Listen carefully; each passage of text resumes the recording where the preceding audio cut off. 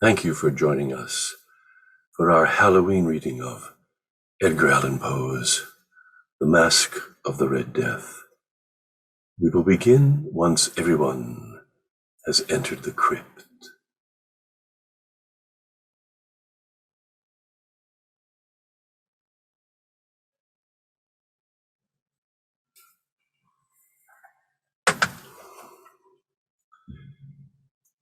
Now I see that everyone has entered the crypt area. So, good evening. We hope you all have found a comfortable place on the crypt floor. Don't worry. The stones may be cold, but the reading gets hellishly hot. Thank you for joining us for our Halloween reading of Edgar Allan Poe's The Masque of the Red Death. The tale should last approximately 20 minutes. Afterwards, we will open the vault door for your getaway. If some of you wish to linger, we will have a few minutes for discussion before the Scythian blade of time cuts you off. And remember, although this reading is free, you can donate at our website, Theater 2020. Now, get as ghoulishly comfortable as you can as we present our reading.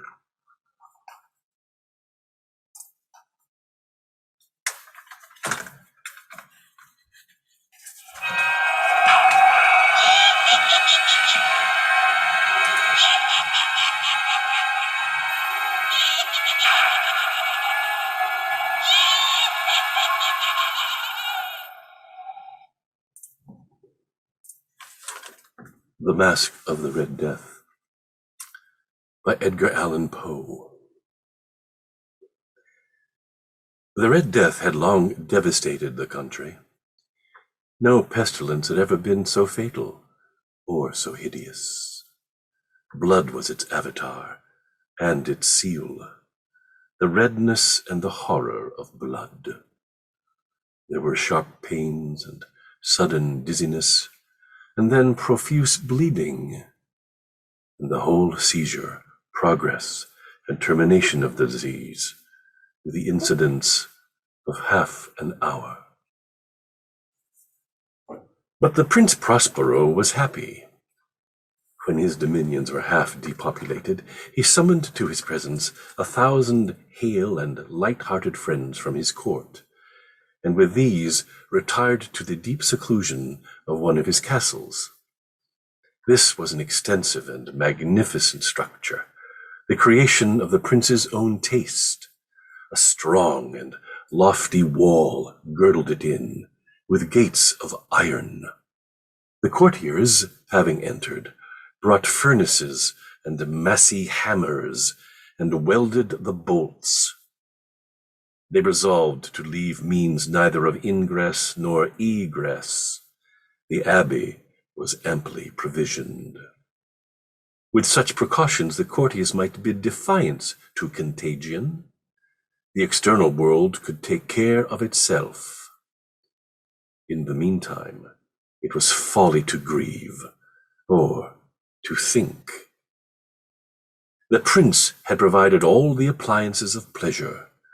There were buffoons, there were ballet dances, there were musicians, there was beauty, there was wine. All these and security were within.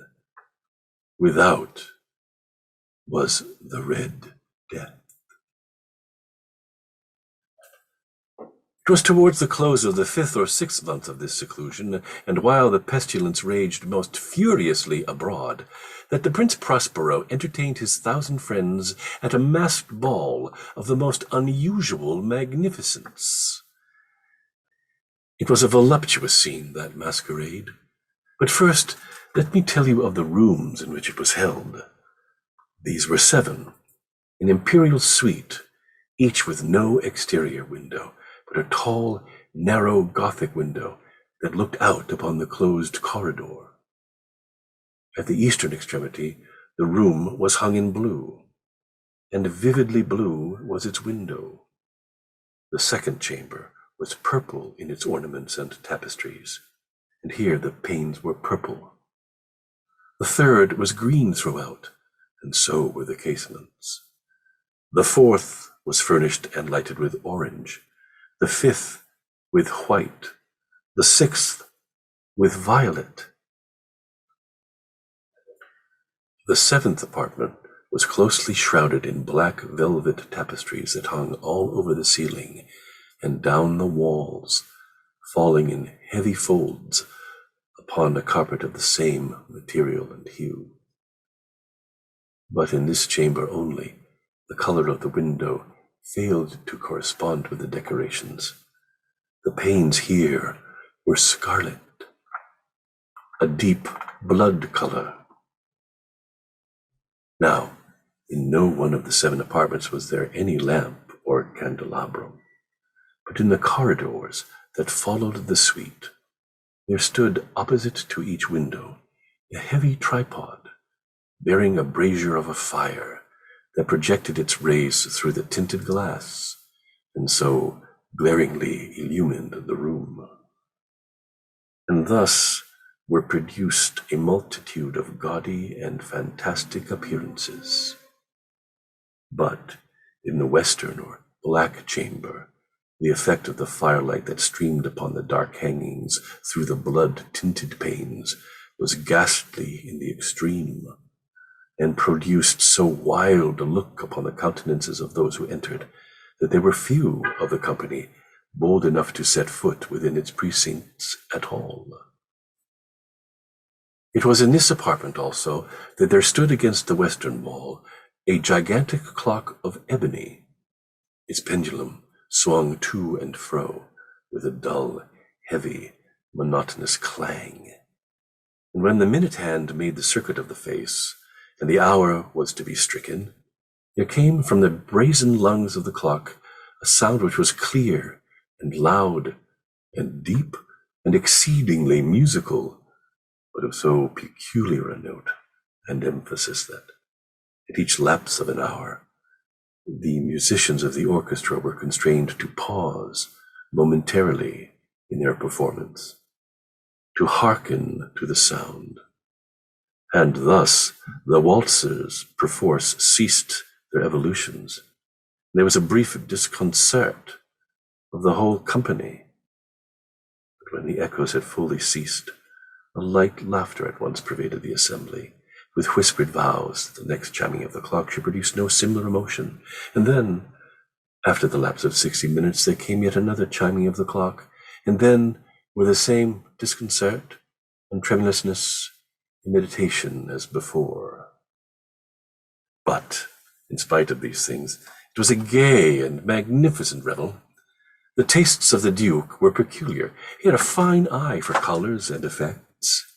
His plans were bold and fiery, and his conceptions glowed with barbaric luster. There are some who would have thought him mad. His followers felt that he was not, though it was necessary to hear and see and touch him to be sure that he was not. He had directed, in great part, the movable embellishments of the 7 chambers upon occasion of this great fete, and it was his own guiding taste which had given character to the masqueraders. There were much of the beautiful, much of the wanton, much of the bizarre, something of the terrible, and not a little of what might have excited disgust. To and fro in the 7 chambers there stalked, in fact, a multitude of dreams, and these, the dreams, writhed in and about, taking hue from the rooms, and causing the wild music of the orchestra to seem as the echo of their steps. And anon, there strikes the ebony clock which stands in the hall of the velvet, and then, for a moment, all is still and all is silent, save the voice of the clock.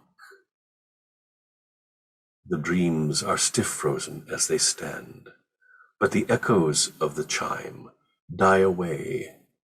They have endured but an instant, and a light, half-subdued laughter floats after them as they depart. And now again, The music swells, and the dreams live and writhe to and fro more merrily than ever, taking hue from the many-tinted windows through which stream the rays from the tripods. But to the chamber which lies most westerly of the seven, there are now none of the maskers who venture, for the night is waning away, and there flows a ruddier light through the blood-colored panes, and the blackness of the sable drapery appalls. And to him whose foot falls upon the sable carpet, there comes from the near clock of ebony a muffled peal more solemnly emphatic than any which reaches their ears who indulge in the more remote gaieties of the other apartments. But these other apartments were densely crowded, and in them beat feverishly the heart of life, and the revel went whirringly on, until at length there commenced the sound of midnight upon the clock, and then the music ceased, as I have told, and the evolutions of the waltzers were quieted, and there was an uneasy cessation of all things as before. But now there were 12 strokes to be sounded by the bell of the clock, and thus it happened, perhaps, that more of the thought crept, with more of time, into the meditations of the thoughtful among those who revelled. And thus, too, it happened, perhaps, that before the last echoes of the last chime had utterly sunk into silence, there were many individuals in the crowd who had found leisure to become aware of the presence of a masked figure, which had arrested the attention of no single individual before. And the rumor of this new presence having spread itself whisperingly around, there arose at length from the whole company a buzz, a murmur, expressive of disapprobation and surprise, then, finally, of terror, of horror, and of disgust. The figure was tall and gaunt, and shrouded from head to foot in the habiliments of the grave. The mask which concealed the visage was made so nearly to resemble the countenance of a stiffened corpse that the closest scrutiny must have had difficulty in detecting the cheat. And yet all this might have been endured, if not approved, by the mad revelers around. But the mummer had gone so far as to assume the type of the Red Death. His vesture was dabbled in blood, and his broad brow, with all the features of the face, was besprinkled with the scarlet horror. When the eyes of the Prince Prospero fell upon this spectral image, which, with a slow and solemn movement, as if more fully to sustain its role, stalked to and fro among the waltzers, he was seen to be convulsed in the first moment with a strong shudder, either of terror or distaste, but in the next his brow reddened with rage. "Who dares," he demanded hoarsely of the courtiers who stood near him, "who dares insult us with this blasphemous mockery? Seize him and unmask him, that we may know whom we have to hang at sunrise from the battlements." It was in the eastern or blue chamber in which stood the Prince Prospero as he uttered these words. They rang throughout the 7 chambers loudly and clearly, for the prince was a bold and robust man, and the music had become hushed at the waving of his hand. At first, as he spoke, there was a slight rushing movement of this group in the direction of the intruder, but there were found none who put forth a hand to seize him, so that, unimpeded, he passed within a yard of the prince's person.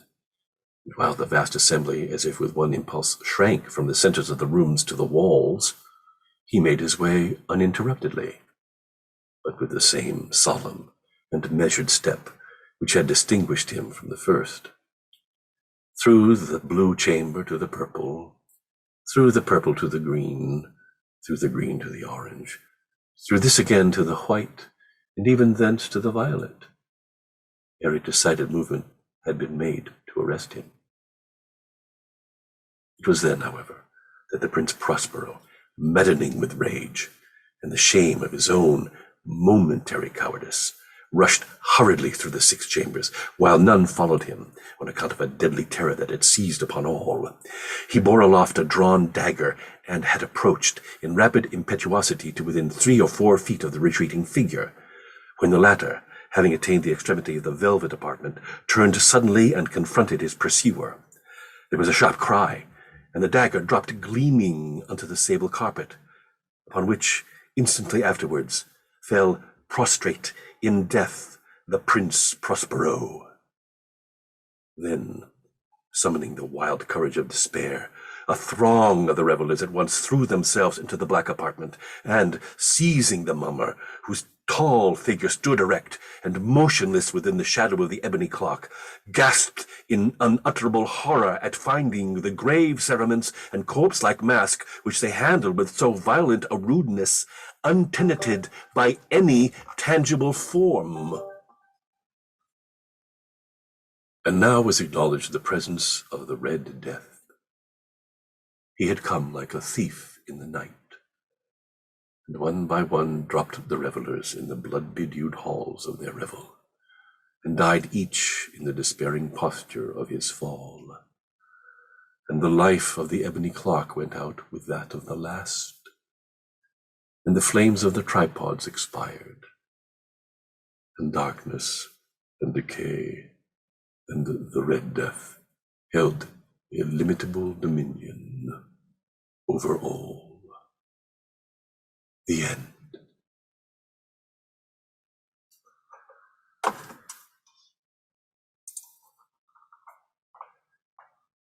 Thank you for listening to Edgar Allan Poe's The Masque of the Red Death, presented by Theater 2020, Brooklyn Heights' own professional theater company.